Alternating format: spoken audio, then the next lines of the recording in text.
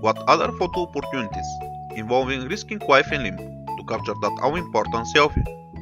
This man was later sold by police for risking the lives of others. Just another two crazy Russians. This is the famous British freerunner James Kingston taking a selfie on top of a building in Bangalore. And then again at South Bank building in London. Japanese astronaut Aki Hoshide goes to extreme length to take this selfie while visiting the International Space Station. And this one's gonna hurt.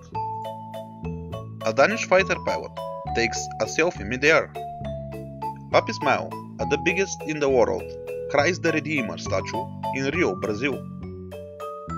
Atop a skyscraper, steelworkers suspend high up on a cross beam above Manhattan, New York, while constructing the RSA building in Rockefeller Center in 1932.